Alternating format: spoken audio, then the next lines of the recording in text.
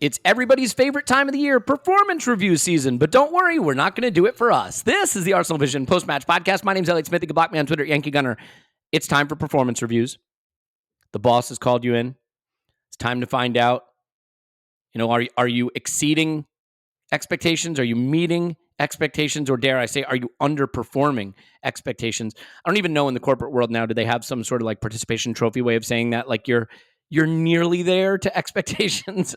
I don't know what that is. And then, of course, we got to find out. We got to take our personality study so that we know if we do you lead with blue energy or yellow energy? I don't know. We got to find all these things out. But we're not going to do it for us, the podcasters, because I think we know who's meeting, exceeding, and underperforming expectations. Paul's on Twitter at Positive My Pants. Hello, Paul.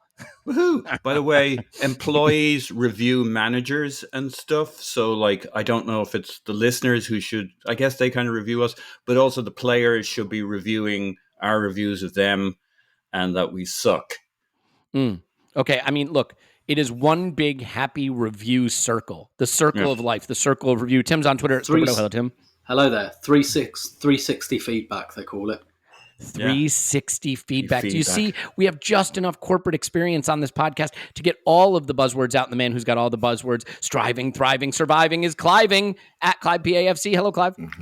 Hello. I like that you remembered that. Well done, Sam. Well done. You do listen to me, don't you? I do. I have impressed more than one person in a meeting once with that. I said, one of the things I like to think about when I try to consider where we are in the deal cycle is, are we thriving, or are we just striving, or dare I say, are we just surviving? We don't want to be surviving. We want to be thriving. And some of the players did survive this season. Some of them thrived this season, and some of them, are leaving. And that's great. But we are going to review them nonetheless. And here's the thing I want to let you know about how we're going to do this review of the players in the season. That was, we're probably just going to do a nod of agreement, verbal nod of agreement, because this is an audio medium, for the players that aren't really worth a discussion. Not because they're not great players or interesting, but just there's not much to say. We're all going to agree, and you're not here for us to all go, yep.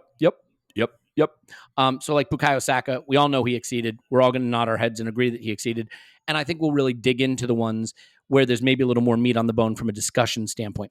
I didn't want to do the 1 to 10 system because I feel like in football, everyone gets a 7 out of 10 because it's safe and it's easy and it doesn't provoke discussion. And then the letter grade system, there's always grade inflation these days, right? So everybody gets grade on a curve. But underperforming, met, and exceeded, I think, is a good way to summarize whether we feel the player is where they need to be in their cycle of performance at the club. So we're going to do that. Let's just do a quick trial run of the nodding in agreement version. So Bukayo Saka, I have him as exceeded, Clive. You as well? Yes, Elliot. He just about exceeded expectations. However, no, I'm joking. Oh, God. All right, look, we'll do part 1 of this podcast will be 3.5 hours. Part 2 will be out tomorrow. No, okay, Tim, Bukayo Saka exceeded expectations. Met.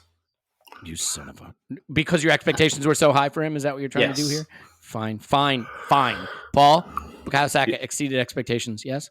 Yeah, it's an interesting topic. Like what I'd like to say, but we're not going to go into is like we wanted those guys to step up and provide goals in this. Like that's the, coming into the season, that was the big hope. And if they hadn't done it, we would have been screwed. So that would have been the conversation that I'm not going to be allowed to have about Bukayo Saka. Okay, see, so that's us nodding in agreement. We shaved a smooth 7 or 8 minutes off the podcast with that one. I now shudder to think what a more borderline agreement player is going to look like. But let's do this. Let's go. Let's go. I need to go and get supplies. I need to go and get food and drink. Send help. Send food. Okay, we're going to go back to front. Let's do it that way because I think that gives us some measure of structure for this. And that means we start with Aaron Ramsdale. And this is one where I think there is at least some conversation to be had, at least for me. What I'll do is I will start with you, Tim, and say, did Aaron Ramsdale underperform, meet, or exceed expectations? And let's just do this real quick. Let's just say, what do we mean when we say expectations? I don't mean yours. So if you're like, this is a terrible signing, he's going to suck, and then he's decent, he exceeded. I mean the expectations of what the club sort of needed from the player, right? So we spent big money. We brought him in to be first choice. He became, you know what I'm saying? Because like, obviously there were a lot of people that didn't want Ramsdale. and he's exceeded everyone's expectations by that metric. But I think that is a low bar to set. So let's set the bar that the club would have sort of needed to thrive with that player. So there we go. So, okay, Clive wants to change this, and Clive does have all the corporate background. So we're going to say underperformed, met, overperformed. And he likes the symmetry of that. I think that's good. We strive for symmetry in all of our corporate business vernacular here. So there you go. Tim, did Aaron Ramsdale underperform, meet, or overperform your expectations for him this season? I'm going to say met, because it's really interesting, because I didn't really have expectations because I hadn't seen the player very much. The one thing I do when we sign a player like who's been in the Premier League is I'll search my tweets, what I said about them, and I only ever had one about Aaron Ramsdale. Interesting. And it was. Do you know what it said? I was watching a Sheffield United game, clearly, and it said Henderson to Ramsdale is quite the downgrade. That's not good. yeah, exactly. But when he was signed and everyone seemed to be like furious about it, I was a bit like, well, I haven't really seen this player, so I'm going to give it a chance. And I always thought the fact that people were baffled by the long distribution thing, I found quite weird, because it's like we also signed Ben White, who's quite good at the old long distribution, and before that Arteta played David Luiz in every game. Like, he clearly wants long distribution. I think from the club's perspective, they would say met. Probably they would have said exceeded if you'd asked them a couple of months ago, but that was a really good bit of scouting, because some of the passes we didn't know he had. Well, certainly not, I think, from the evidence of Sheffield United and Bournemouth, those line breakers, those across the floor, medium distance ones. And so that was a really good bit of intel they picked up from somewhere. And that has really added something to our play. And I think it still has over the season. I don't think his distribution has dropped off that much. His fundamental goalkeeping skill, more fundamental goalkeeping, I think has gone from like brilliant to good, essentially. So I'm going to say met, but like it would have been exceeded up until about February, I think. Yeah, I mean, I definitely think it's fair, whatever we're going to land on for him, to note that his second half of the season was probably not as strong as his first half. I mean, the irony for him is the games where he flapped a bit, where he had some challenges, were games where he didn't wind up costing us. So I don't think that they are as remembered. I mean, that City game where we played great and should have won, I don't think he's at fault for us not winning, right? Because they got the penalty and the red card. But if you remember, he flapped quite a bit in that game. He had a really weird game where he made some errors. There was a game where he was like flapping at a cross. I can't remember what game that was. And it had to be cleared offline, but we wound up winning it. There was the near post goal, the derby. What was the Liverpool game? Was it it was the Liverpool game? Yeah, you're right. Good memory there, Paul. And he had an injury around half time or something like that. Yeah. Arteta had said. So I think there was some of that. Yeah, go ahead, Tim. I was going to say, I think that the thing that needs to be corrected in Ramsdale isn't so much technical, it's more mental. I think he's got a touch of the Tierneys, a touch of the Jordan Pickfords. All the games you've mentioned there are quite big games. Yeah, and I do think sometimes he tries to do too much. And he just needs to, like, without losing, like, the big personality is good, but without losing some of that, like, just sometimes just chill out a bit and wait for the action to come to you. Don't go looking for it, is what I'd say. Yeah, and look, I'm just going to bring this up only because I think if I don't, there will be a subsection of our listeners that will feel that we've let them down. Post-shot expected goals minus goals allowed is an advanced metric that seeks to explore how a keeper performed versus the shots that were taken at them. In other words, like, so someone takes a shot, the XG tries to model the likelihood of it going in, and then it takes the ones that did go in and didn't go in and tries to say, did you outperform that or did you underperform that? And for the season, he lands in, for the big 5 leagues in Europe, the 20th percentile at a minus 0.14 per 90, which isn't, it isn't great. And I only bring it up because, like I said, there's a subsection of people that will say you didn't bring up the data that is there to evaluate keepers. Now, my caveat to that is I don't think the data to evaluate keepers is very good. I think that's pretty clear. I think active keepers that face a ton of shots, can sometimes look better. on the data, not always. But I really feel that for me, I'm going to give him a slight overperform because I think what happened is we went from a keeper who was an excellent shot stopper in Leno to another keeper who is an excellent shot stopper in Ramsdale. But we added the ability to play progressive passes from the keeper forward to build our attack. And during the period where we were very good, Ramsdale may not have been at his best as a shot stopper, but he was electric as a passer. He could clip the ball to the fullback over a defender. He could play the ball to break a line. Like Leno would just tap it to his center back and say, job done. And he had one of the highest passing rates in the league last season, but one of the shortest distances. Ramsdale did mix it up. Where I started to get frustrated were games like Newcastle where we got pressed and he just went long. And we discussed it at the time. I think he did somewhat under pressure abandon a bit of the intermediate passing. But having said that, who was he going to give it to? Elneny, who was sometimes hiding, not making himself available, right? He didn't always have the options to pass to. I see Clive shaking his head in disgust, like literal disgust. It's funny, right? If word bubbles could hang, if this was a cartoon, there'd be disgust over his head. So I'm going to go to him. I have a slight overperform. I think Ramsdale, though, can continue to grow and develop. He is a young player. He certainly will do that. Clive, express your disgust while remembering, I have landed on overperform here. Please keep that in mind. Yeah, well, he's a developing player. So yes. That's it. 23 years of age. He has developed massively over the last couple of seasons, and he's developed massively this season. And we've got him. So from a goalkeeping perspective, he's basically 18. Do you know what I mean? And from an outfield player, he's really, we've got him, and he will be England's number one goalkeeper for many years, in my opinion. So knowing he's a developing player, I think that all the things you said have got a sense of truth about it, right? He has some moments where that's all I strive for, to be honest. But let's talk about goalkeeping styles, right? He's a front-footed goalkeeper. He's somebody that wants to impact things. He wants to come off his line. That's why we like him. But number one thing I think that we maybe that's not in the data that we haven't really had is that a goalkeeper wants to form a relationship with his back four, and he wants to play within a unit. And so those guys have got a clean sheet mentality. So although he may have let in some goals, I think we had more clean sheets this season than any other because they had that mentality amongst them. And so the combination, we didn't just get a goalkeeper, we got a back four for periods of the season, if you know what I mean? And we could see that link. And that, when you're building a team, you want that. You can have many good goalkeepers that roll in. The team that I'm involved with, our goalkeeper and captain ruptured his Achilles pre-season. We had 8 goalkeepers this year. They were all excellent. Some pros, all excellent. What they didn't have was a relationship with the back four. Do you see what I mean? They were just goalkeepers. I felt with Leno, he was just a really good goalkeeper, but there was no link to the back four. There was no link to the club. We have got not just a goalkeeper. We've got a potential fantastic human being in our goal that we all link to, and in the end, we all need to link to our players and feel something for them.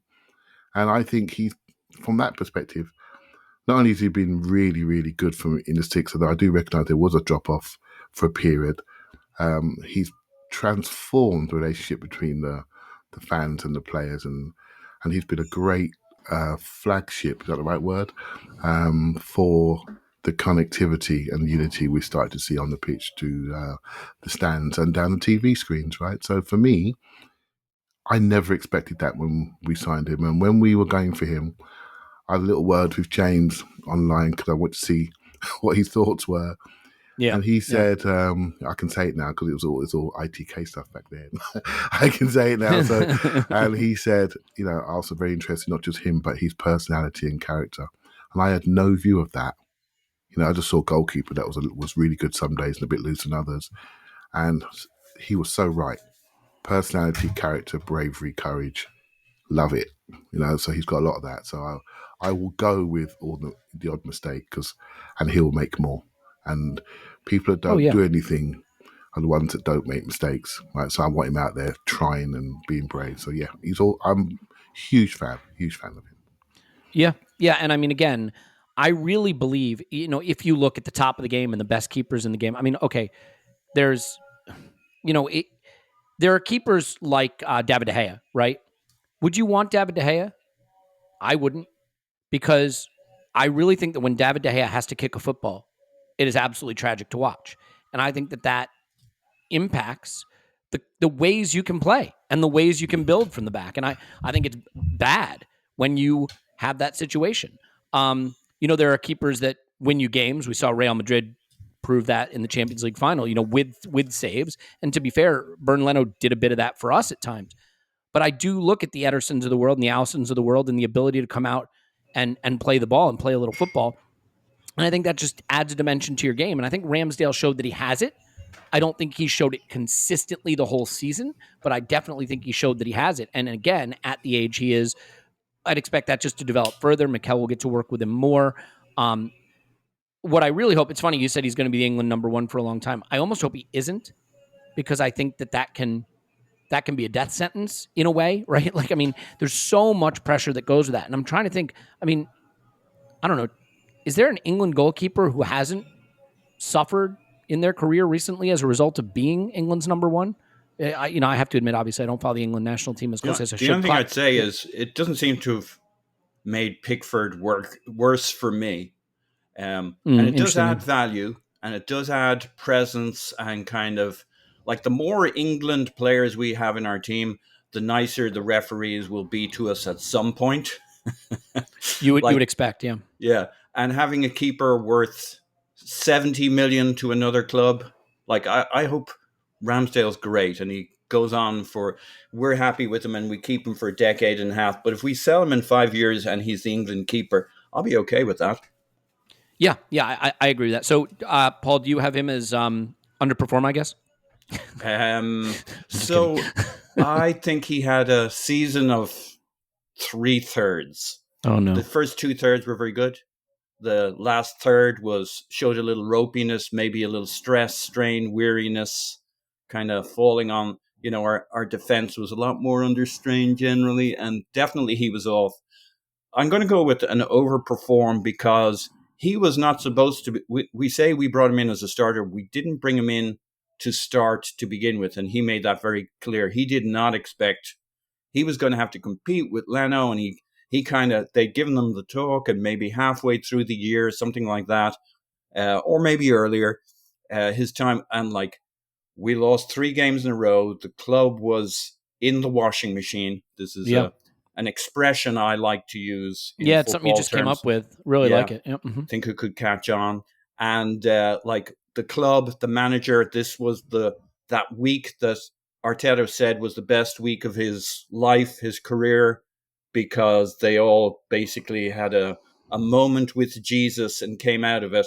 And he decided. No, he hasn't signed yet. Oh, okay.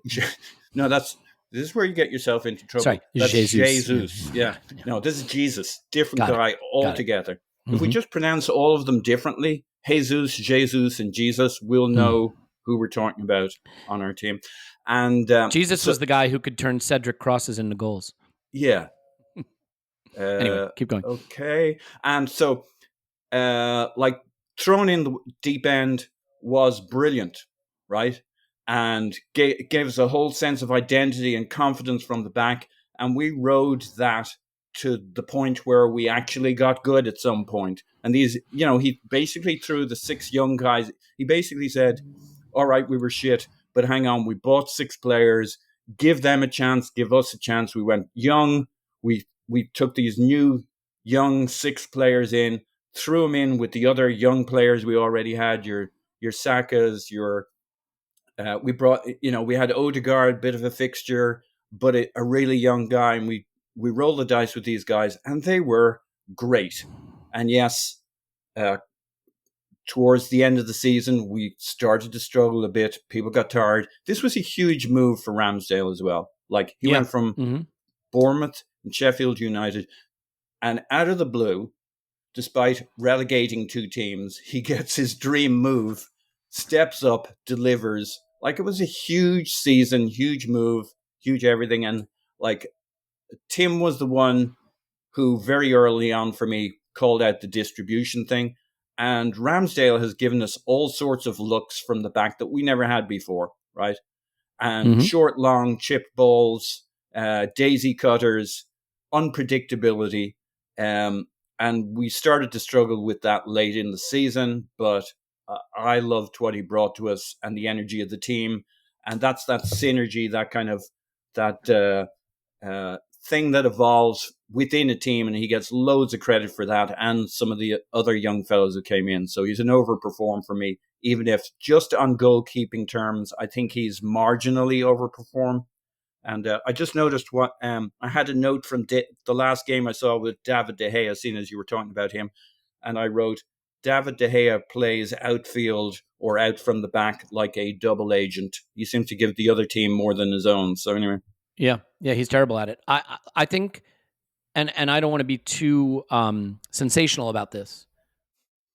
I'm proud of us because we have made it through 2 players and we're only 20 minutes into the podcast. So give yourself a round of applause, guys. Really, really good stuff. I told you we should just focus on 5 players. Yep, we're going to wind up focusing on like 3 players. We are, but what do you want me to do here? We all nodded at Saka and then we took 20 minutes on Ramsdale. To be fair, I think the Ramsdale conversation was excellent. I think it'll probably be one of those things that they will play at my funeral, which hopefully is not anytime soon.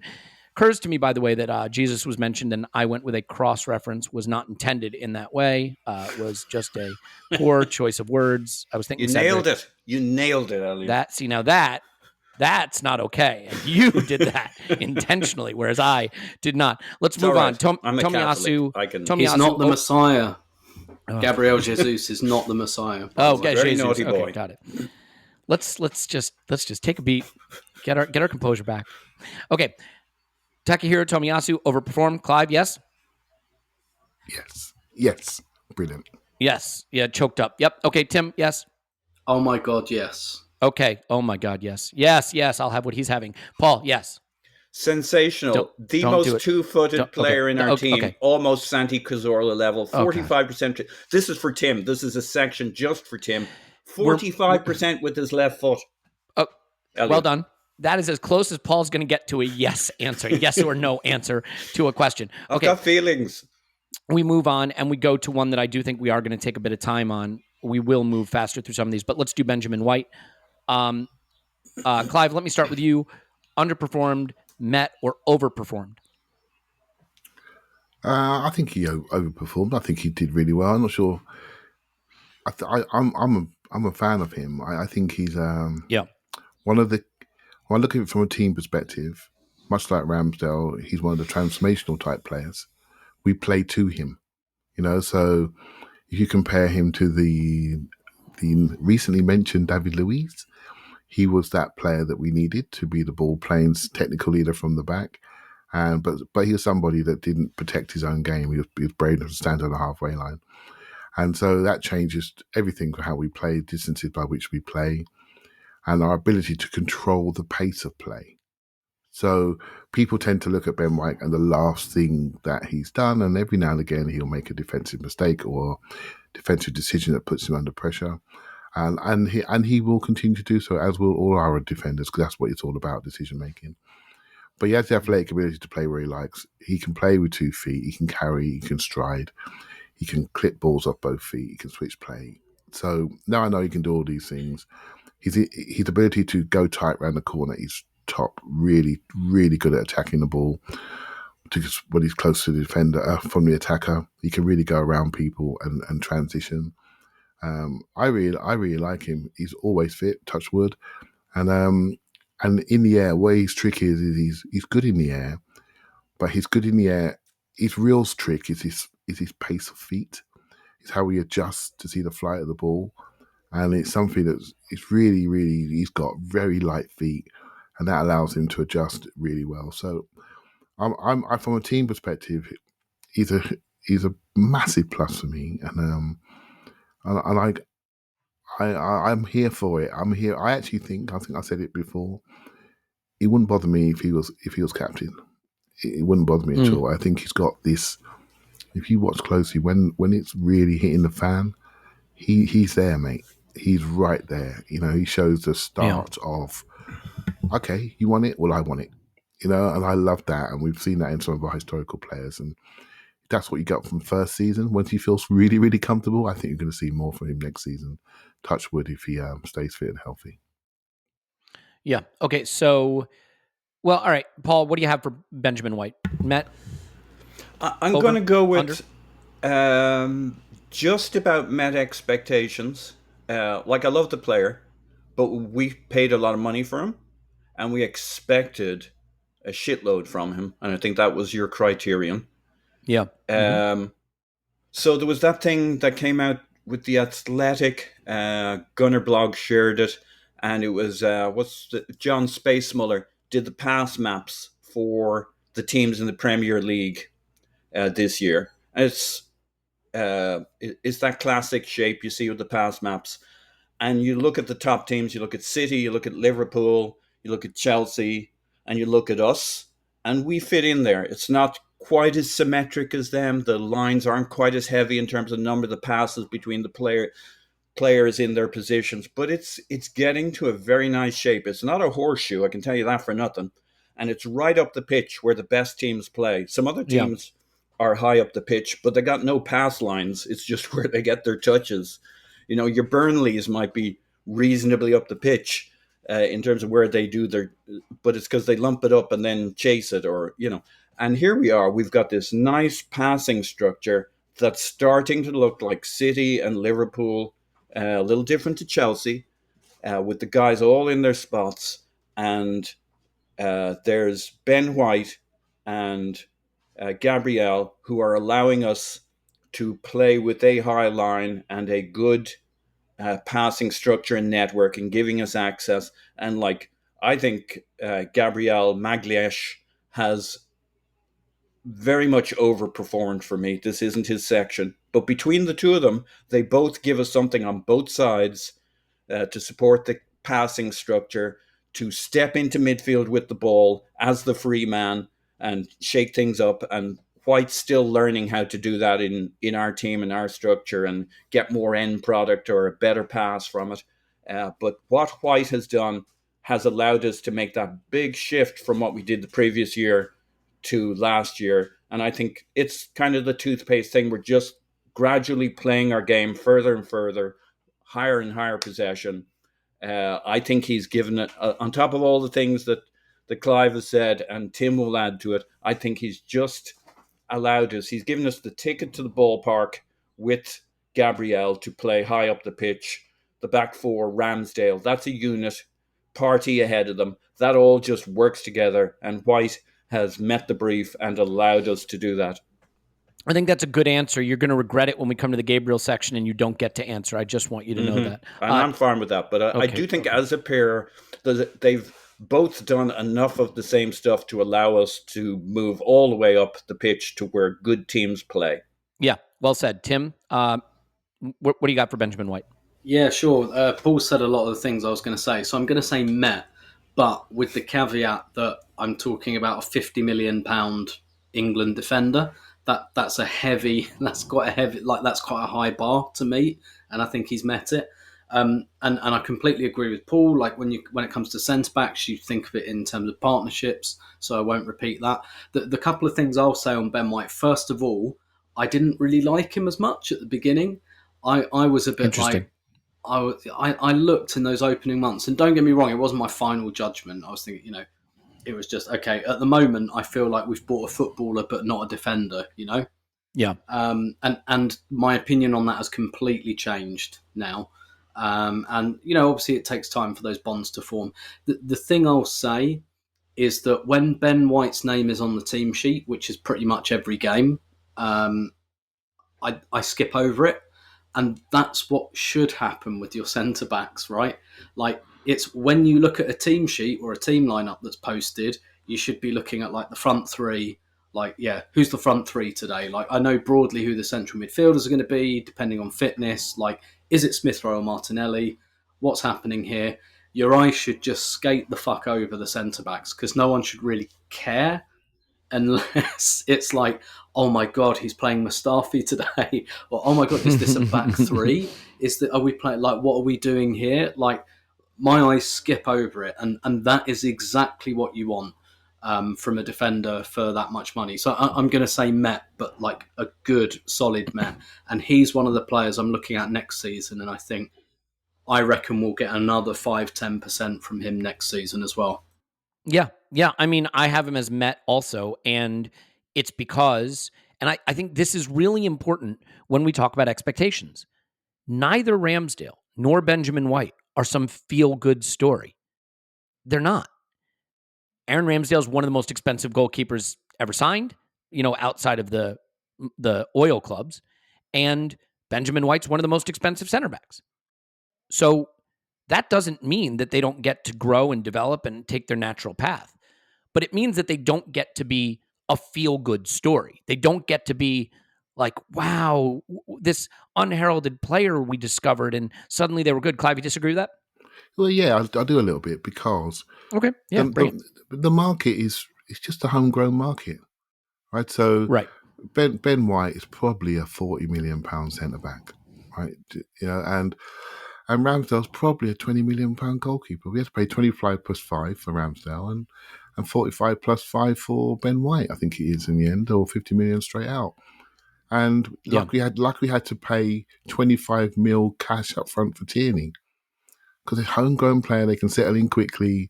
I know Tierney's not technically homegrown, but you see what I mean. Settle in quickly. And I think we should almost throw that thought process away when it comes to these players, because we know they're a premium. We know we're overpaying. But we decided to do it because they matched what the club is trying to do, the age profile, and from a playing style perspective, they matched, and maybe more so than many of us recognised before the season started. So on that, I hear you. I hear you in principle, but we were forced to do it because of the fact they were both English. That's all. Sure. No, and my point isn't that we paid the wrong amount. What I'm saying is Takahiro Tomiyasu was a £16 million signing from Serie A who just played at an extraordinary level. And that, to me, is how you wind up with Exceed.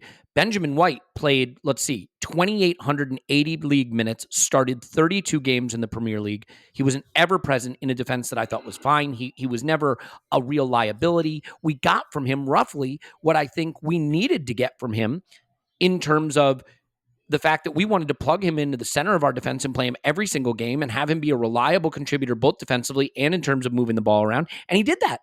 And if you look at his passing stats, there's a lot of 77th percentile, 78th percentile, 80th percentile stuff in terms of progressive passes into the final third, shot creating actions. And I think there's more to come there where he's really elite. Ironically, Clive, our scouting video, I think kind of nailed him, right? Front-footed defender, likes to try to poke the ball first action, win it. He loves to carry it. Maybe his carrying is more impressive than his passing. We did get a little joke at times this season of Ben White's going on an adventure, right? Because he would take that ball and up the pitch he went. I don't think he always had the pictures where he was going to go with it. But when you see the way he carries and passes and wins for duels in the first time of asking, and you look at the age he's at, I think you see a platform from which a really superstar level defender can be built. I think this season he met the expectations of what we needed from the transfer, and I see more to come from the player. And to Paul's point, which is an important one, I really do think center back pairings. Look, everyone points to Virgil van Dijk,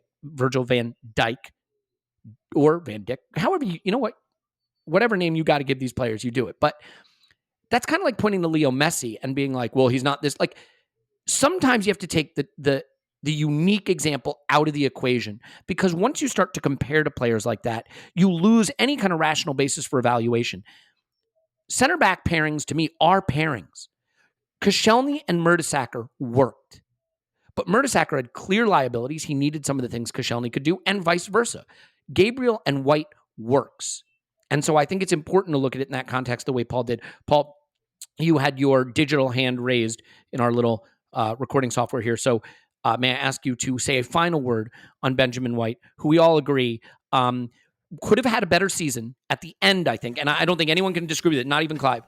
He could have finished the season more strongly if he didn't have the Love Island season in his mind. If he wasn't already thinking about filming Love Island, I think he would have finished a little more strongly. But aside from that, excellent season. Go ahead, Paul.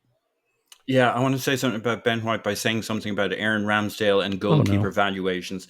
They have not caught up. The fact that we think the 25 million for a goalkeeper is a lot of money is nuts. That's like 10, 15 years ago when they were shot stoppers. I agree. I totally agree.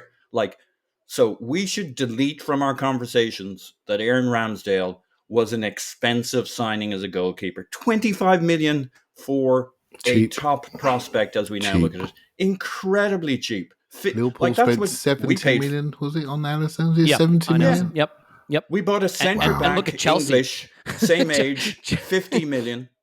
But we think 25 million for a goalkeeper who gives you all these things, hopefully, is a lot. It's nuts. No, you're right. Nuts. Not to mention that from a wage standpoint, when what you pay him then is manageable versus what you're paying. I mean, United are paying De Gea, or what Chelsea. I mean, when you think about what Chelsea have just thrown away, flushed down the toilet in terms of keeper money, it's insanity. They finally found a really good one, but my God, they went around the bend to get there. So yes, you make a good point. I'm simply saying that based on what the market is for keepers, when you spend that money on a keeper, you are saying we're going backwards here. You're saying they're going to play. Okay, they went around the bendy to get there.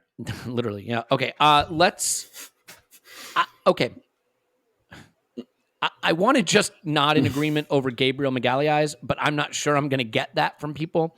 I'm going to say Met, and I feel like we could probably move on if we all agree he had a good season and he met, but Paul's shaking his head, so we're not going to get that agreement. Paul, give me 1 minute on where you are with Gabriel Magalhães. I'm going to give you 10 seconds. Perfect. Like, we didn't know if he was a starter or if Arteta thought he was a starter the season before. And he had some injuries and but as a Clive, hold the nod back there. Don't come at me with that violence. He's shaking his head a little bit. Clive knew, but lots of us weren't sure. I liked him, but I needed to see. I think they've been a great centre-back pairing this year, and that's an overperformance. Okay, in some senses, right? Fine, let's go overperform then. You find it overperformed, Tim? I'm fine with that. I don't have a huge view. I think he's been good. Yippee. Yeah, he's good.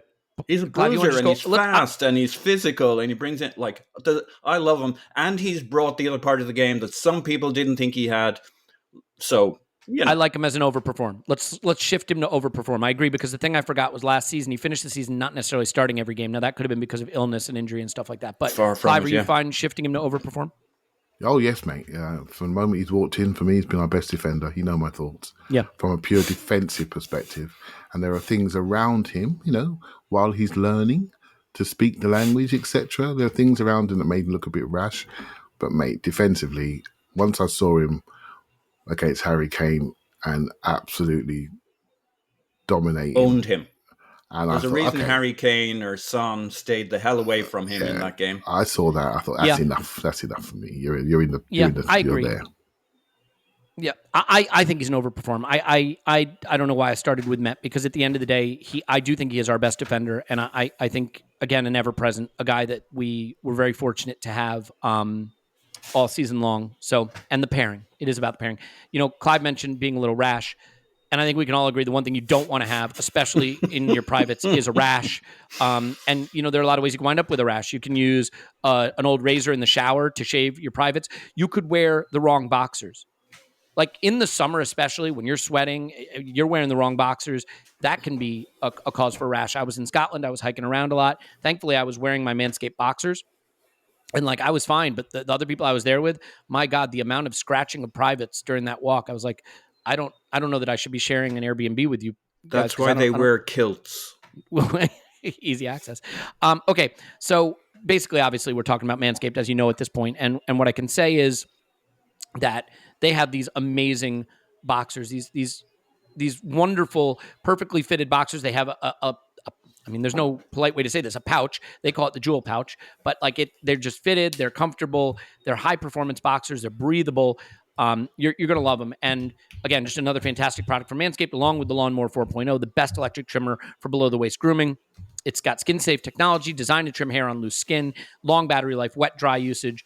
You're going to love it. Please, please give these guys the chance. You're going to love what they do for really an important part of you. Take better care of the important parts of you, and they will take care of you in return. Get 20% off free shipping with the code ArsenalVision. Isn't that our code? Manscaped.com, promo code ArsenalVision. Yeah, that's right. 20% off free shipping with code ArsenalVision at Manscaped.com. That's 20% off and free shipping with the code ArsenalVision at Manscaped.com. Once the Boxers 2.0 are on your body, you will never go back. Now, as cool as that is, there's even more that I can tell you about here. And so I just, look, sometimes there's like copy and I'm supposed to read it and I have to read all the stuff in yellow or I have to read the stuff in red. And sometimes I'm like, just let me say my piece here, because AG1, the supplement from Athletic Greens, I love it. I use it every day. It has been a transformative part of my daily routine. I'm not taking these gummies loaded up with sugar. I'm not feeling I have like major gut issues just where I would be in discomfort throughout the day. AG1 is not just vitamins, but it's also probiotic and adaptogens. It has been great for that gut. It's that biome right in there that you got to keep healthy, for energy, for concentration, for focus, all of these things. I find that the AG1 has made a big difference. And some people lately have been saying, hey, I think your hosting is going well. I'm like, it's not me, it's the AG1. So I'm telling you, this stuff is great. And just a few things you should know, it is lifestyle friendly. So if you're looking for something you can take every day that's keto or paleo or vegan or dairy-free or gluten-free, this is it. About the cost of, a fancy coffee per day, over 7,000 5-star reviews. I mean, it's just a fantastic product. And what you're going to get if you order it now is you're going to get the bonus vitamin D edition, which I live in a place that's not sunny a lot of the year, so that's been really important for me. And you're going to get bonus travel packs. So to make it easy, Athletic Greens is going to give you a free 1-year supply of immune supporting vitamin D and 5 free travel packs with your first purchase. All you have to do is visit athleticgreens.com/vision. Again, that is athleticgreens.com/vision to take ownership over your health and pick up the ultimate daily nutritional insurance. And I really cannot recommend that highly enough. And last but not least, Indeed, you know them. They're the best hiring partner in the world. We talk about them all the time. I've been talking about Instant Match, where you post a job and you get resumes that match your must-have requirements. But really, I want to tell you about virtual interviews, because we're moving to a virtual workspace world, and virtual interviews lets you interview virtually without plugins, without downloads, without additions to your computer. It makes it extremely simple. You're going to get better candidates. And remember, Indeed is a place where if you do not get those candidates that meet your must-have requirements, you don't pay. So, I mean, it really is about as good a value as you can ask for. Sign up for Indeed now and get a $75 credit towards your first sponsored job, plus earn up to $500 extra in sponsored job credits with Indeed's virtual interviews. Visit Indeed.com/Blue Wire to learn more. Claim your credits at Indeed.com/Blue Wire to learn more. Indeed.com/Blue Wire. Terms and conditions apply. Need to hire you. Need Clive. Is that enough of that? Indeed. I will tell you that because we are striving to go long on every single player evaluation, I strive to go long on the reference to the sponsors and wonderful people that keep this podcast afloat. So thanks to them and thanks to you for tolerating that. Clive is dropping knowledge in the WhatsApp chat. I don't have time for that. I do have time to talk about Kieran Tierney. We're going to make it through the back four in this episode. You know what? I'm going to make an executive decision. Monday's episode is going to be defenders and part of the midfield. And Thursday's episode is going to be the attackers. And you know what? That was always the plan. It's not because we're verbose. It's not because we go long. That was always the plan. I'm just announcing it now, right? This is how it works. We had a plan. We just didn't share it with you. Now we're sharing it with you. And I promise it's not because of Paul. It's because of Paul. Okay, here we go. Kidding, Paul, kidding. We love you. You bring out aspects to the conversation that we would not have had otherwise, which is also another way of saying, you know what? Right. It's about runtime. It's all about runtime. So let's get to Kieran Tierney. And unfortunately, I don't think we're going to get just a nod of agreement on this one either. So I will start with you, Tim. Yes. Underperformed, met, or overperformed? Has to be underperformed. Just mainly because of the injuries. He did also lose his place to Nuno Tavares for 4 Premier League games in November.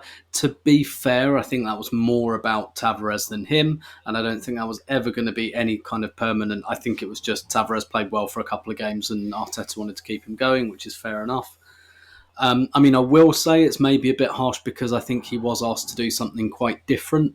Particularly when Tomiyasu was out and he was asked to kind of hold back a little bit in his game. And I think he did that well enough. And that shows that, he's a good player. He's versatile. He's one of the guys you can trust to ask to do something slightly different, which you can't do that with every player. Nobody's asking Cedric to tuck in and try and be a centre-back, even like a third centre-back, even though he's 30, because he can't do it. Whereas Tierney's one of those guys you can go, okay, this isn't your natural game, but you're good enough to do it, and he is. So, but even with that, I just think, again, getting injured at a crucial part of the season, I didn't really like interviews around like how he felt that pain quite a bit before, and I do think a big part of his injuries is that he keeps playing through pain, and that someone's got to have a conversation with him to stop trying to be the hero all the time. And, maybe put some tracksuit bottoms on in the winter, I sound like his dad here. But yeah, so like I love the player. I think he's a great player. I don't think he necessarily played badly. It's just that there were other things going on that mean it's an underperform. And it's an underperform because I think he's a really good player as well. It's not that he played badly. It's just I think obviously we can and will see better of Tierney. Yeah, I think it's interesting because, and I'll have him as a Met because I think the expectation is that Kieran Tierney is going to play well for portions of a season and then be absent for portions of the season. And he did that. And I just think that the real debate about Kieran Tierney isn't whether he's a good player. I think he is manifestly a good player. I mean, is he Robertson? I don't know if he's that good, but he's not far off. But the problem is, if you have a player who's good and plays half a season, you don't have a player. You have half a player because you need another player who can match that level for the other part of the season. And not just match the level, but match the style, right? Because when you're a Mikel Arteta and you're playing positional football and you have very specific requirements of your players, the player that is your first choice, his backup has to be able to play in the same way or you can't play in the same way. And so we're going to come to Nuno Tavares, who I think is an excellent player in his own right in some ways, but he is never going to be Kieran Tierney. They are never going to be the same. And so that means even if Tavares brings his level up to where we feel really confident in him, and Clive's already there, then when Tavares is playing, you're playing different football than when Tierney's playing. And I think that is a challenge. So for me, I have Tierney as a Met. I think when we played our best football, ironically, often without Tomiyasu, it was Tierney who did such a nice job, as Tim referenced, being able to give us what we needed. Not to mention that Tierney likes to overlap. He likes to be a front-footed fullback, but granted, Saka was his left eight. That created a difference too, right? The right back gets to play with the Odegaard-Saka wing. The left back had to play with a Saka and Martinelli Smith-Rowe wing. And not to knock any of those players, but it's a much different dynamic. So I love what Tierney did when he played. I don't think he's perfect, but I think he's solid. But if you have half a player, you have no player. And that is a problem for me. If I was Arsenal, I would be looking to move on from Kieran Tierney. Because if you can't have a 30-game Kieran Tierney or a 32 or 33-game Kieran Tierney, I don't think you want him. And I know that's harsh. I know that is harsh. But again, just to restate the point, if you have a player you really depend on who's really good and you really like, and he's gone half the season, you have to have two players of that quality, and I don't think that's realistic at this stage in our build. So love Kieran Tierney. Needs to stay fit, or we need to move another direction is sort of my instinct. Clive, how do you feel about Tierney in terms of underperform, met, or overperform? I think he met. But I'm not sure I'm getting these. I'm not sure I'm getting these gradings right. So I think he met. But what I will say is, and I will say this. I think I said it online as well. I was concerned about the signing, full stop, because I do follow Scottish football, and he was overplayed as a youngster playing for Celtic. He has lots of issues around his pelvic area, and they played him. They played him. Yep. And these injuries are not a surprise to me. And I got in a bit of, there's a few people that follow me that said to me, "Come on, Clive, you got to give him a break. He's not even signed yet." But I just sort of know, I know from previous experience. You followed his career since he was a kid. He's had injuries and he's played a lot of football injured. And he is a hero guy, right? He plays through the pain barrier. So that was a problem. When he signed for us, he wasn't fit when he signed. Remember? He wasn't fit when he signed. He had just had the hernia, right? Yeah, so that was a problem. So when it comes to him as a footballer, I think he's great. I think he's great. He's multi-positional. He played in the back three, back five. He can play wing back. He can play in a flat back four. He can play third centre back. When he plays for Scotland, he's Robertson's equal and more. Right, so the talent's not an issue. Health is the issue, right? And if you look at our last two seasons, we have had an issue around the left back spot that potentially has cost us Europe twice. And well said. And it has. It cost us the Europa League final. Man United were imploding, so who knows what that really did cost us. And this year, what are we talking about here? We're talking about someone playing in pain and then sort of popping their leg in the gym. What are we doing? Grow up. Duck out of friendlies. Look after yourself. Do you know what I mean? And it's important stuff, right? It's important stuff to a lot of people, and these are the fine margins by which we are judged. So I love the player, but there are things around it which I have concerns about. So footballing wise, yeah, he's top, right? He's up there. But everything around it needs to be refreshed, and he needs a good look at himself. Tim, I don't know if you remember back in the day when Robin Van Persie was quite similar. Felt a pain in his thigh, played through it, popped it, 3 months out, we miss out on big trophies. Do you know what I mean? Didn't know his own body. That stuff bothers me. Get hold of it, listen, grow up, mature, and make sure you're available because it's a part of your job description. Do you know what I mean? So yeah, footballing wise, I'm cool. The other stuff, grow up, son. Grow up. And let's be there, be present for Arsenal Football Club. Yeah, well said. Paul, you want to finish us off on Kieran Tierney? Yeah, I think he's a solid underperform. Interesting. Okay. I love the player, so that's not the question. But this season, like even when he was fit, the discussion was largely about why is he not playing well? Now there's nuance to it, and my personal feeling was we changed the system. We were comparing him to how we played when we played horseshoe football, and he was all of our attack, or his wing was. And now we have a much more varied game. We balanced it out. Tierney was doing much more kind of partnering, support, defending, while we kind of worked it up the right wing with some zigzag, clever football. We were playing it up through the middle.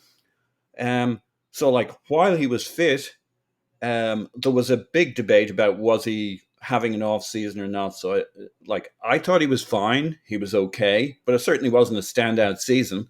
And he was playing a bit more. He was kind of like a bit like Saka. He was playing more of a role to provide a platform for other people to shine or not. So it was okay. But compared to previous seasons, what we expect, and then like one of his strengths is putting in crosses. He puts in great whipped crosses. We've yet to have the player who can take advantage of them in the center, so that doesn't play to his strengths. But he didn't find. He was big on the City goal, where we went 1-up against City at home. Like that was his run that brought it in towards midfield, crossed it to Saka for the great goal that set us up. So he had his moments within the season, but his job is to be around for the final third of the season, and the guy has to look. Part of the problem with football is the incentives are wrong. And I apologize to my Scottish cousins in Gaelicism or whatever it is, but I'm delighted from an Arsenal standpoint that Scotland are out of the World Cup, not just because he won't be playing, but I hope that really, really hurts Kieran Tierney that for the second season in a row, he's missed out when we needed him badly at Arsenal, and he wasn't there when Scotland needed him. And you mean to sort of teach him a lesson about how to take care of his body and be sensible? That the most important thing he can do is to make sure he's there when it matters. Yeah. And that's a skill too, that all that stoicism, all that, I never really thought about that, but all that playing in the cold with no tracksuits, I mean, it's admirable and shit, but who cares? I love it, but not nearly as much as I love you being available when we played Newcastle, Brighton, Crystal Palace, Southampton. Be there. That's your job. You're not a hard bastard if it leads to you having muscle injuries. Like there's nothing. Like I love that you want to wear shorts and shirt sleeves in the cold, but if that means that you pull all your muscles or break all your bones, yeah, we don't know. I really do love it, but. Can we just clarify that link is not clear? Yeah, I just want to make sure. No, of course not. That is me being playful. Okay. To be fair, Clive knows a lot about football, so I think we can lead with it. I think that's our lead. Yeah. By the way, for those of you who are here for Darwin Nunez content, like I have nothing to say about Liverpool adding £100 million striker. Like if you want to go listen to the Anfield Wrap, be my guest. What I will say is, if you want to see why it might not work out, Clive and I did a scouting video of Darwin Nunez on our Patreon. And yes, he's fast and big and strong and pretty and scores and shoots. What was the downside again? Oh, yeah. Trapping the ball and passing the ball. I think there may be some questions there, but to be fair, Liverpool don't actually trap and pass the ball. They just tackle you, run into the box, and let Trent Alexander-Arnold put it on your foot to score. So that may work out just fine for them. You were going to say, yeah, Clive? I was going to say, the context by which we scouted him was the context by the way Lacazette played. And we were looking very closely at link-up play. Yeah. And Liverpool, he also plays left a lot, right? So left channel. So, I think Liverpool will get him running one direction. Do you know what I mean? And he won't be coming back to his own half like Lacazette playing left back, right? So I think he'll be fine. Well, to be fair, I don't know if that was the plan or if that was just that Lacazette couldn't, make it. You know what? Let's not do that. Let's not do that. The man has moved on, and we thank him for his service. Okay, as we round the bend here, let's give you the chance, Clive, because I think you feel the most passionate about this one. Nuno Tavares, underperformed, met, or overperformed? I think he met. For me, but he's a £7 million player. So if I go back to your earlier criteria, he probably overperformed. He played over 20 games for us, but I think there's a lot to this player that people are basically. We've got a wing back, haven't we? That's what we've got. We've got a wing back that sometimes needs to play as a fullback, and the fullback skills are not as good as the wing back skills. The wing back skills are extraordinary. The fullback skills are to be developed. We've done this before, by the way. We've done this with Kalashnik, who was voted the German wing-back of the season, and we brought him in as a full-back, right? So, and we all know what happened there, right? So that's the summary, the easy summary. I do think he has a lot to work with, and I can't get away from that feeling, right? I don't think he gets run past by anybody, and he run past anybody he wants. So one-on-ones he's fine, but it's one-on-ones in what areas of the pitch. If he's in his box close to his goal, the concentration levels are not that great, right? So if he's outside of his box, concentration levels are good, right? So I think it's just we have an incomplete player. But I do feel some of the analysis is so I don't know. I just feel it's almost like it's like light and dark. It's just like, nope, that's it. He's nowhere near it. He's miles away. Blah blah blah. I'm thinking, yep. I'm looking at it. I'm thinking, maybe I just look at football differently. I'm thinking, yeah, he's not perfect. Flipping hell. Neither is Rob Holding. Do you know what I mean? I don't see the same light and dark analysis there. Do you see what I mean? There are things that Rob Holding does brilliantly well. There are things he can't do and never will be able to do. And I can say that when he's 26, 27. With Nuno, his first season, these things can be taught. Some of these things can be taught, and the game plan can be shifted to highlight his primary positive skill sets, rather than play him in situations that really do make him, show his weaknesses, shall we say? So, my view is imperfect player, interesting player. Is he a stare? Is a go? That is a question even. But for me, I just think some analysis is so light and dark that I don't think it's valid for what he's actually done. And someone just sent me something, actually, a guy called M.I. Rage. I'm not sure I'm getting his name right, Twitter name right. And he sent me the statistics between Nuno and Tierney. Mm-hmm. Now, I'm not someone that judges purely on statistics, right? But if you were to look at, I was about to bring them up, so you can go. Yep. Okay. If you look at them, Nuno looks very favourable, right? So then I'll stick into the WhatsApp earlier. I think Nuno looks very favourable, and that's not to justify my position. It's more like, come on, guys, there's something to work with here, and that's my position. Yeah. There's something to work with that could be really positive. And just to finish up, I sat next to Tim for the last game, and we watched it, and we watched the relationship with him and Martinelli. I know that game was slightly, maybe not one to judge anything by, but at the end of the game, Tim saw some things maybe he hadn't seen before. And I think there's, in the end, much like White and Gabriel, there's a partnership that could be developed there really easy with the intensity, defensive intensity, the ability to move, progress, go forward. One's 21, one's 20. I mean, I'm just not ready to write people off at that age. I'm just not ready to write people off. That's just my view, really. I mean, it is interesting when you look at the data because you start to see some things that stand out from him. Progressive carries, dribbles completed, touches in the... I mean, he's 97th percentile for touches in the penalty area, the attacking penalty area.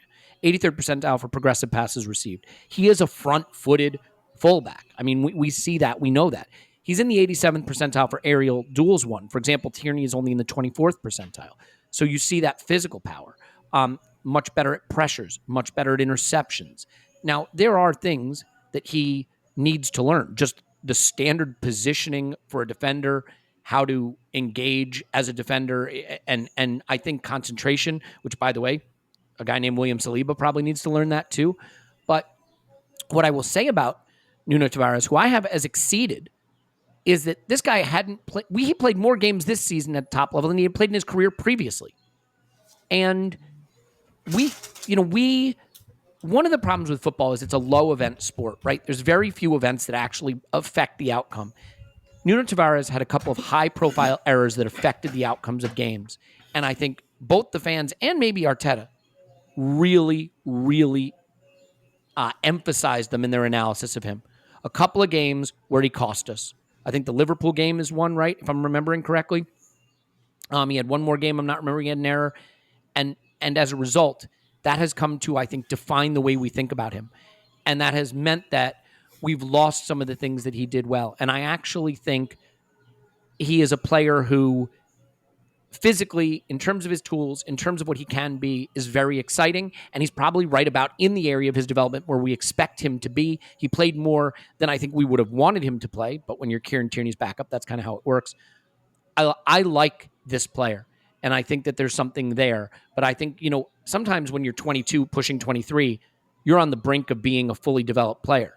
But if we're going to give like an Eddie Nketiah the excuse of he hasn't played much, he's just starting to break out, he's a late developer, we have to give it to Nuno Tavares, who hardly played at all as a professional until this season, really. So, Paul, you want to come back on that and give your ranking for him or performance review for him? Yeah, I think he's an underperform. Interesting. Okay, why?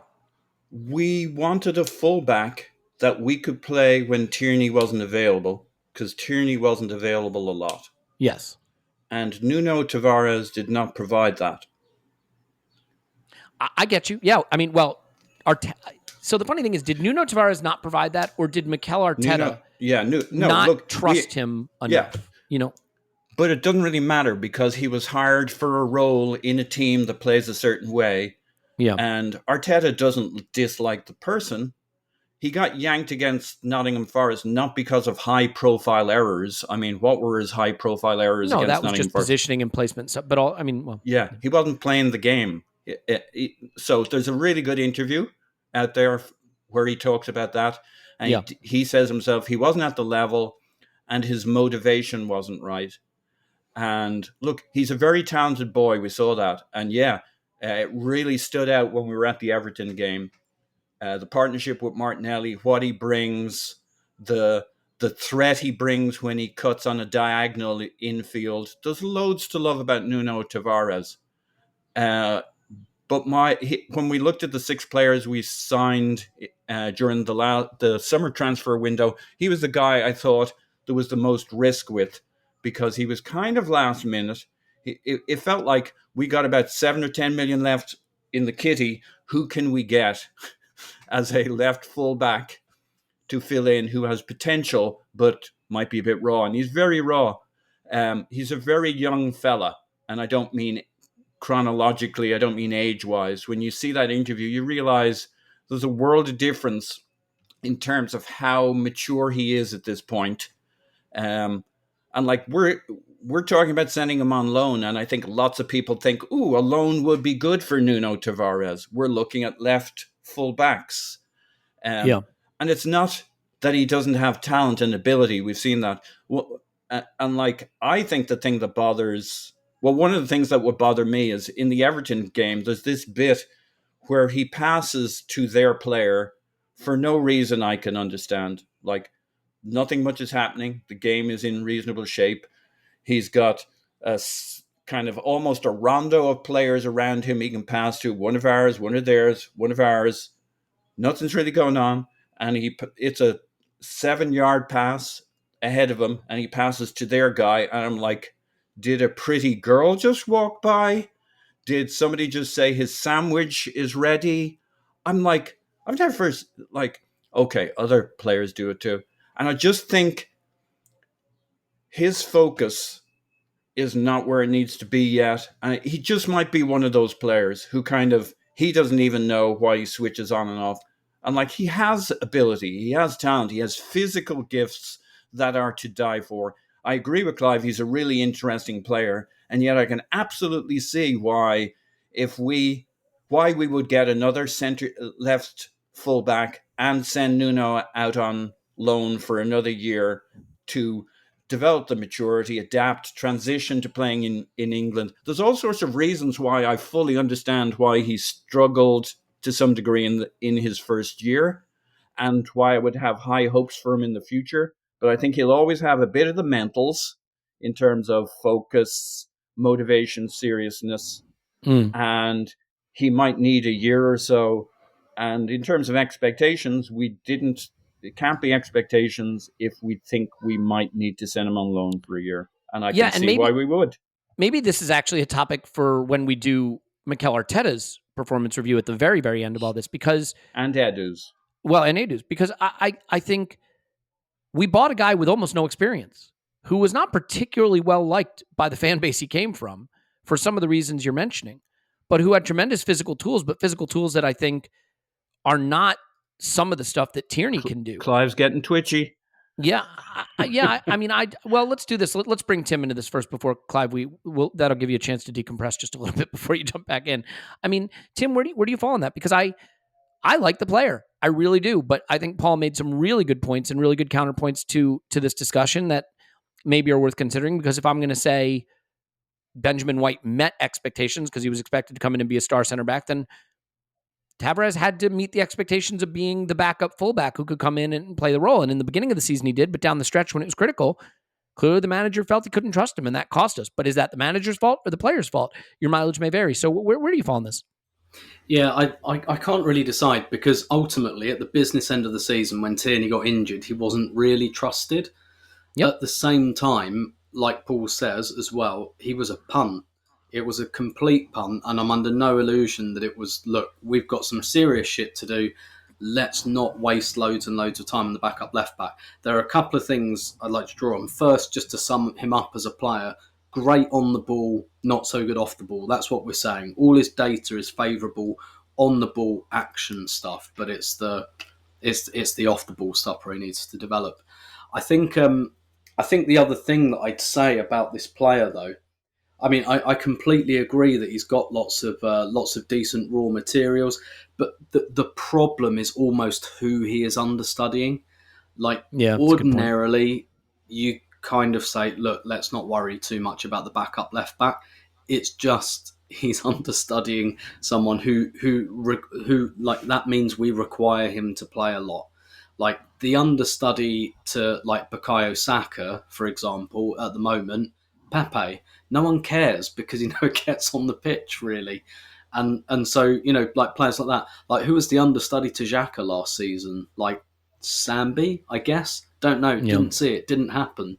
So it's almost, that's almost like the problem. If you took Tavares out and put him, like, I don't know, as Xhaka's backup or something, it probably wouldn't matter that he's so raw. But it's because it's Tierney, and that's why we're going to have another look at it this summer, I think. Yeah.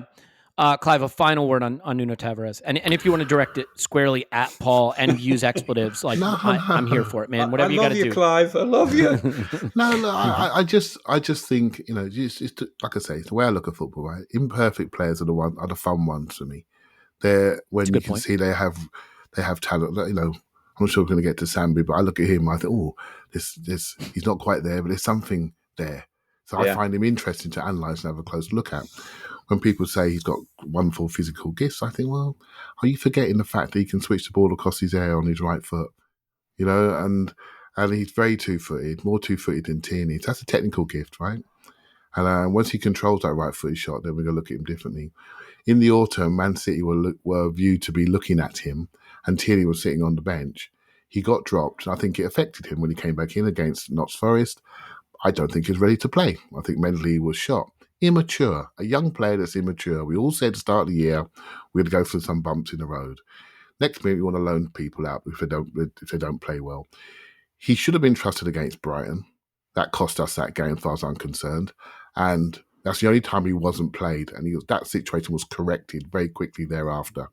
So somebody had a word in someone's ear. I think he may have had more appearances this season than Thomas Partey in the team. I may be wrong there. Somebody will tell me. But he's up there in the 20s, right? Early 20s. So he is really learning live and direct in front of us. And my feeling is, as a Arsenal football fan, when I see a player with good raw materials, that, by the way, if you put on the market, will be sold straight away. There will be a market for him. This won't be a Cedric job. Do you know what I mean? Or he'll be sold straight away because other people are not dumb. They'll see the potential there in him. And I think there's a player to work with. And I would like to see. I just want to. I feel as though I want to support the guy. I think he's really sensitive. I think he's really immature. He's a growing young player. He's not as mature as his body looks, if you see what I mean. He looks like a man, but he's still a young boy in a new country. And I think there's so much more to come.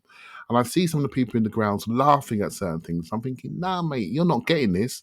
You're not seeing what we have here potentially. And we need to change our view about how we support the player. And that's just how I feel about it.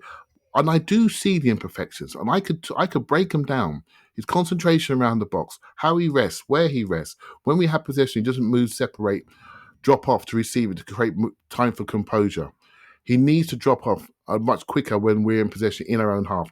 When he's joining the play in the opposition's half, I had nothing to teach him. Nothing to teach him at all. Right? Do you see what I mean? And this stuff is really teachable. I really feel it's teachable. When you have the ability and 2 feet to go both ways, it's just about concentration out of possession in defensive third. That's it. You can focus on that, keep him switched on, then the physical side will come out because he'll be closer to people, better communication with his left centre-back. This stuff is very coachable, in my opinion, and I hope someone at Arsenal is doing it, rather than sitting there looking at his weaknesses. That's just my view, anyway. Yeah, no, I think that's fair. Yeah, and look, I think the Nottingham Forest game is a really tough one to analyze because it's worth pointing out that, like, Charlie Patino started that game. The midfield was Sambi Lokonga and Charlie Patino. Holding was the left center back. Tavares was playing next to Holding and Charlie Patino. And I don't know. I just think that game was a weird one in general. That seems like a weird one to evaluate a player on. But let's move on. I want to do a couple of quick hits, and then maybe handle one more player probably before we pause part one to pick this back up with part two. We got to mention Cedric. I'm going to make a statement on Cedric, and then, if you guys want to dig into it, we can. I don't think it's necessary. I think what I would say is Cedric just about clinging to the bottom end of met expectations for me, which is he played quite a bit. It didn't prevent us from being able to be okay. I think we really played to cover his flaws. We let him go forward and play a little more advanced, which meant we had to hold Kieran Tierney back. I think the game Cedric played meant that the left wing was just, not functional. He is not a very good player. And I mean, he panics to get a cross in when he's in the attack. He had some games where we carried him acceptably and he played okay. Overall, not a player you want to have to use, a player we did have to use, and we just about got away with it when we did. Obviously, there are a couple of games he should not have started, and we all know what they are. So, I guess it's underperformed, right? Because we started this show by saying you can't say he's a crap player and he played crap, so I think he's crap. So I guess underperformed the expectation of being a guy we could use and stick to our principles. But I'll let him cling to the bottom end of Met. I don't want to go into a deep dive on it, but Paul, do you have anything that we can say quickly about him? Look, I think against big teams he really struggles, or against a really strong winger. Your what's your man at Man United? Who was Elanga? No, the other Sancho. Sancho, yeah. Oh, so yeah, Sancho roasted him. I kept thinking Mancho. and that's not right. He's definitely sort of Boycho still, but will become Mancho, I think, eventually. Yeah. You know, if he's really got his hands full, or Zaha, right? He's really. And the problem with the Spurs game was he was up against Son and he was doing too much. And he's a little fella, and his heart's in there, and he's like, those are the games where that stick with you. But for 2/3 of the games, he's a decent backup, and it's really the Tierney Tavares conversation that you want a guy you want to see. You don't want to see him at all, but you want to see him for 25% of the games, not 50% of the games, and you don't want him in the big games. There's too much fuss about his crosses. I don't think the manager has that much of an issue with his crosses, or he'd tell him to stop doing it. We get wound up with you know how we are. We're frustrated with the player, and we should be a bit frustrated about the crossing, and we're a lot frustrated. And usually it happens when we're frustrated as a team in terms of our attacking. And like, it's a bit like long range shooting. Sometimes you got to take a pop. Now, I get it with Cedric, but I think we, to use a term, over-index our frustration on certain less important things. Yeah, that's fair. And I think he's met expectations this year, because let's face it, we've seen him before, so they weren't huge. And he's mostly pretty good against 2/3 of the table ish, kind of, sort of. This is why I think the Tavares debate is a weird one to me, right? Because if you said we could have another Tavares-esque player on the right instead of Cedric, I'd take that 10 times out of 10. I just don't think, we're not developing him. He's not going anywhere, and we can't play the football we really ideally would like to play with him. On the other hand, and I look at it, right, plays the system and Tavares doesn't. That's very fair, but I think we changed the system. I do think that when Cedric plays, we hold back our left back more to cover the deficiencies. Now here's the ultimate point. We had Maitland-Niles, we had Chambers, we had Bellerin, and we had Cedric. I would take any of the other three before I would take Cedric. And I think we wound up with manager because we paid him. Genuinely wouldn't, and it's not just because one was more convenient or a bit. Like, Cedric is the guy who does the most of what Arteta wants out of all those guys you've listed, with the least vulnerabilities as a backup. Well, moral of the story is he's met or slightly underperformed. Tim, you're fine with where we're landing on this? Like, no one particularly cares about Cedric being at the club, do we? Yeah. I put in the chat. I think he's not a very good player. I think he played not very well. Met. Yeah. There you go. Clive, is that okay with you? Yeah, I'm a fairly positive person in life, and there are only a few players that if I saw that I'm quite negative about. And the reason why, it's not just players play well, play bad, but for me, it's how they affect other people, in the team, in the construct. Yeah. I think he affected Tierney. I think he affected Nuno. You're absolutely right. Tierney's form got questioned when Cedric came in, because of the role he had to play, and people weren't used to seeing him play that way, so they questioned Tierney. When Tomiyasu was in for the early part of the season, both left backs looked much better, right? So that's the truth of it. Our right centre back looks much better when Tomiyasu's there. Everything looks better. So I look better when Tomiyasu's there, for God's sake.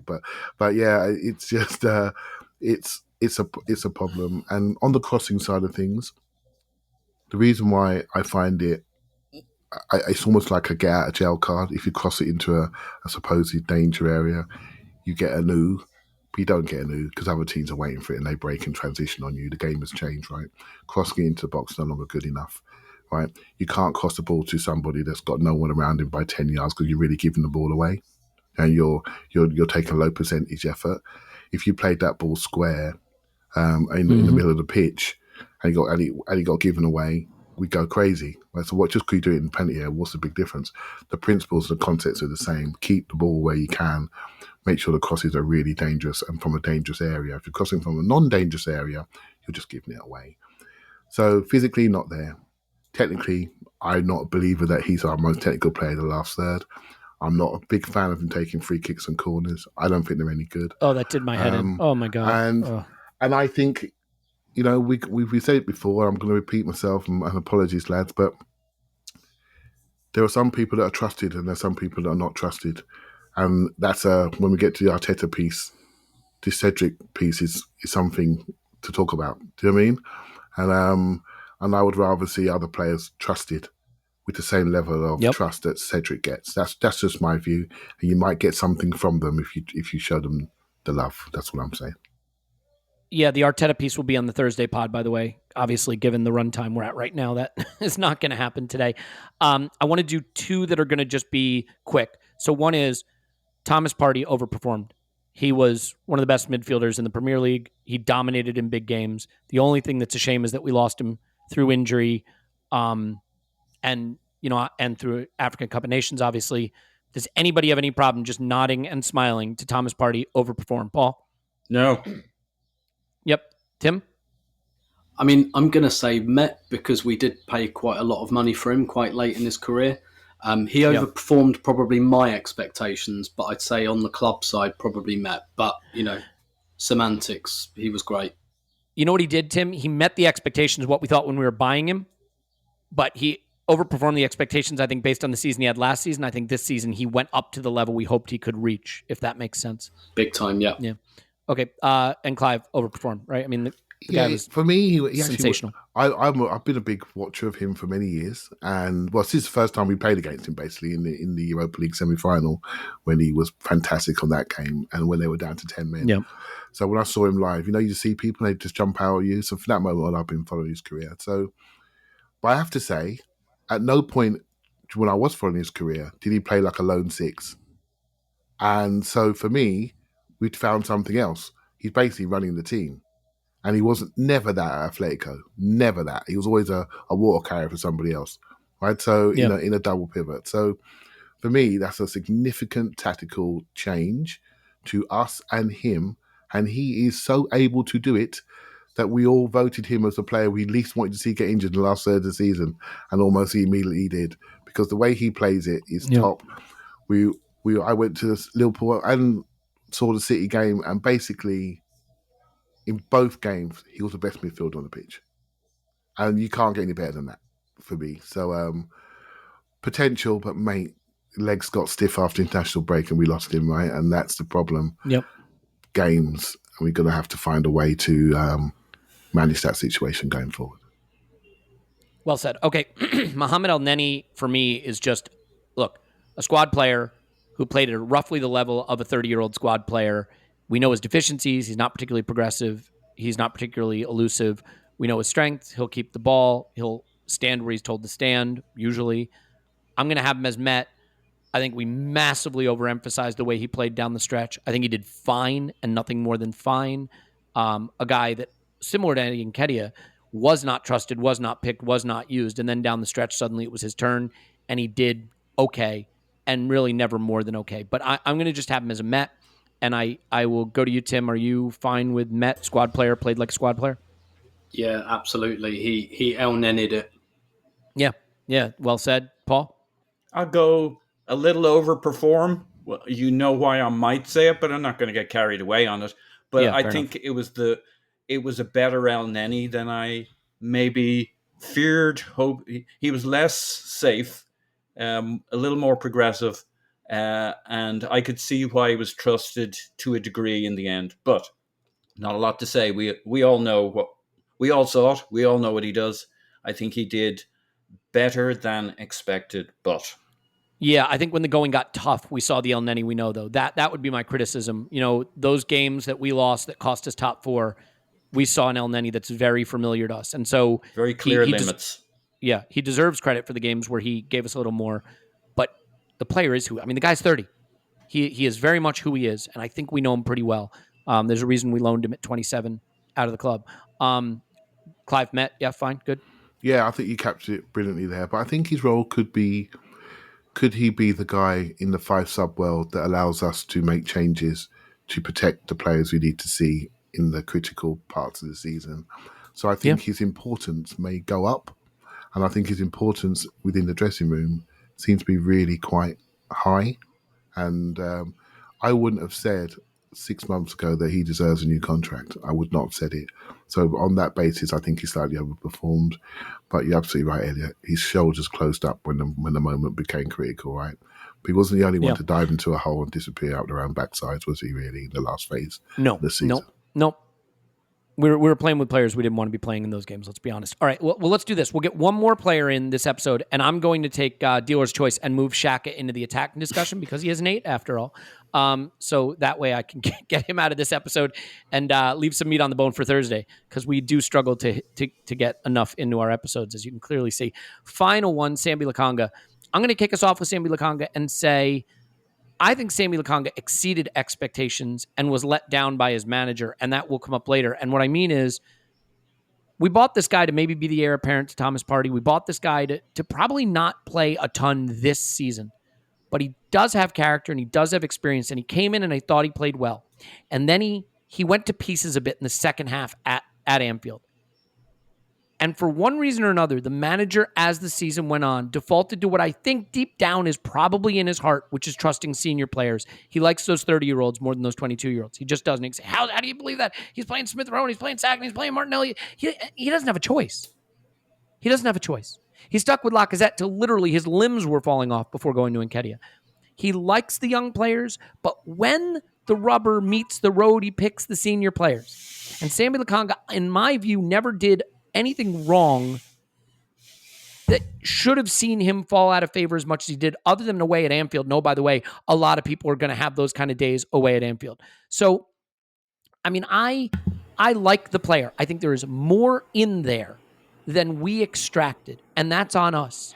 And I think had we gone to him instead of an Elneny, had we gone to him in the run, I think we could have gotten more. And again, I don't want to say he was flawless. I don't want to say he was perfect. He came in that Brighton game when the game was already sort of lost. I thought he looked good. I'm going to say, for me, he overperformed and was let down in terms of the opportunities he got. I guess it sort of depends on what the club thought they would get from him. And to Paul's point, what he said with Tavares, I guess applies here, which is if the club bought him to be X and he was less than X, even if that's Arteta who decided that, it's still an underperform. But for me, I like this player. I think we have undervalued him and underrated him, similar to Tavares, due to a couple of high-profile moments where he crumbled a little bit. I think there's a lot more to come from him. Tim, I'll turn it over to you. What do you have for Sambi Lokonga? Yeah, sure. Like that Brighton game, we're talking about Elneny playing well in the stretch. We didn't ask Elneny to do what we asked Sambi Lokonga to do in that game. Yep. I've got him pretty solidly as a Met because I don't think this was a punt like Tavares. Maybe a semi-punt on potential, but I think there's more there that they think, okay, not 100% this player is going to be world-class, but there's enough there to work with. And I do think that's kind of what we saw. But I think what we learned, and what hopefully Arteta learned, is that if and when Partey is not available, you can't place that. There's no one in the squad that you can play in that role, and it's very unlikely we're going to be able to get anyone that you have to change to a double pivot, I think. Yeah. And, maybe next season, if Partey's out, it's a Xhaka Tielemans double pivot, and that feels a bit more comfortable. You're not going to be asking either of those players to play on their own there though, and they are good players who have a lot of international football experience as well. So I think we've just got to accept the fact that Partey is a unique player in the system, cross our fingers and hope he stays fit, and perhaps, move Sambi Lokonga up into that one of those 8 roles and have him as a backup there. I think that'll be better for his development, as will the Europa League next season. So I'm going to say Met, but I think there's a lot more to see from this player. Yeah, and it's tough, right? Because he started 12 games in the Premier League, and he played about 1,300 minutes. He had 19 appearances. If I told you going into the season that's how much we'd use Sambi Lokonga, I think you'd say that's good. That's probably even a little more than we might have thought he would start. We'd hope for fitness, which would mean he wouldn't start as much. But so much of it was front-loaded early in the season, and so we sort of lost the chance to really get to know him better. But when you look at the data on who this guy is, an 87th percentile passes into the penalty area, a 76th percentile passes into the final third kind of player, a guy who is, good on the ball carrying side of things. I had that up here, and it's just eluding me right now. 92nd percentile for shot creating actions from passing in open play. I think there's something there. 86th percentile in successful pressures. In terms of Here we go. Progressive carrying distance, 96th percentile. Total carrying distance, 94th percentile. Elliot reads numbers off a spreadsheet. Very, very fun. Progressive carries, 95th percentile. I can keep doing this all day long. My point is, I think he is the type of midfielder that Arsenal should be developing a lot more than like an Elneny, who's not going to thrive in any of those categories. When we get to Arteta, we'll discuss whether this player should have been used more, but I just like him. Paul, I rate Sambi Lokonga, and I think it's a shame we didn't see more of him in the second half. Yeah, and we probably got it the wrong way around due to circumstances beyond our control when we needed him. We had Partey injuries early on. We had Saka injuries early on. We needed somebody. Like even that Liverpool game you mentioned, the first half he was really good considering it was Liverpool. And then he kind of hit a wall, fatigue or whatever, and he became a gaff machine. But there was a point, a kind of a clear point where he fatigued. I think he's a great player in making. This was supposed to be a transition year, and we ended up using him a lot early on. It should have been more of a ramp up as the season went along. We can talk about the Arteta thing. Like a lot of managers lean into experience. We all love Conte, but we forget he only wants experience, right? I don't love Conte for that reason. But everybody's like, Conte's great. He doesn't want to see a player of Sambi's experience in his team in the strip. Like the Spurs that beat us by 2 points was a more and more experienced team as the season went on. But that's a whole other conversation. I love Sambi. I think he kind of performed to overperformed because I had high expectations of him. The main issue with Sambi is he has a bit of the Charlie Patino. He's a young boy, kind of still. He has that bouncy run.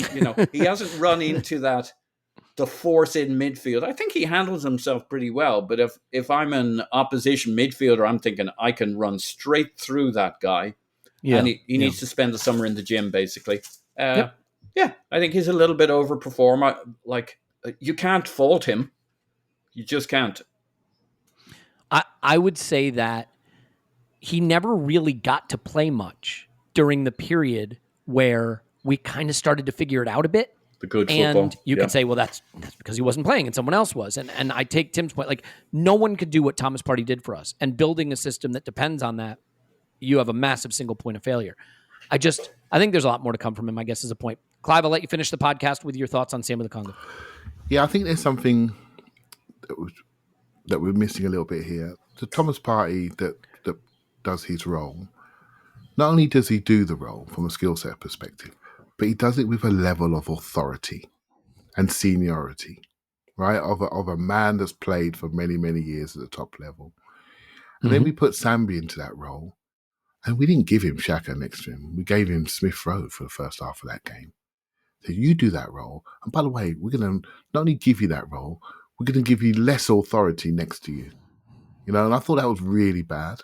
Because then we're now exposing the player that we're not sure what you're going to get, right? So, but much like us, the club are learning about the player. They said that maybe he's a 6, maybe he's an 8. I personally feel he should be developed one up.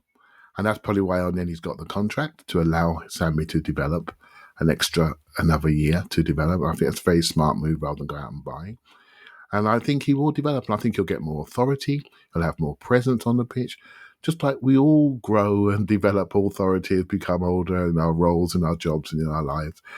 You just mature, right? And that's all he lacks is maturity, and there's nothing else. What I do like about him is he's got a sense of leadership about him, and he's not afraid of the ball. So there's a certain freedom by which he goes looking for the ball, and that's a good thing. A midfielder that hides from the ball is not what you want.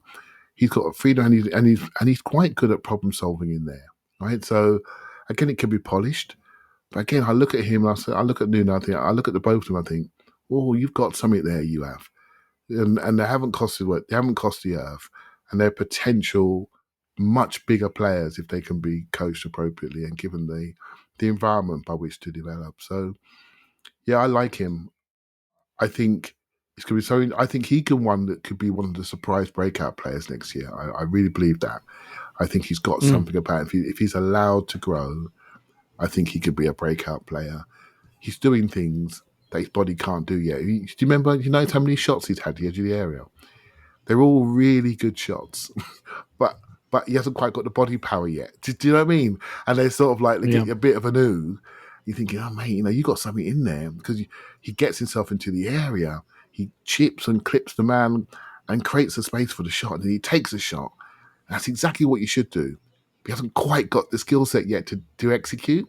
And when he does, we'll all go, what a great player he is.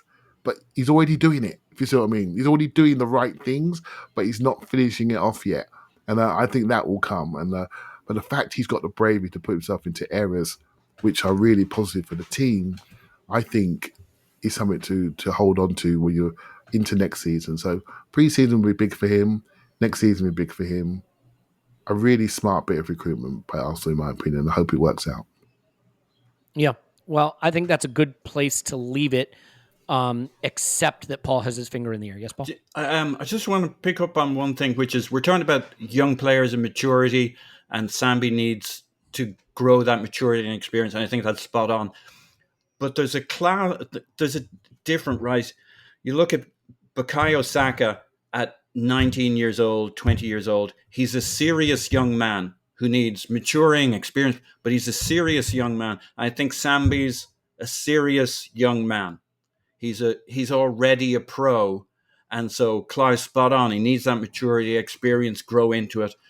But like, there's a certain class of young player, and those two, like Smith Rowe, serious-ish.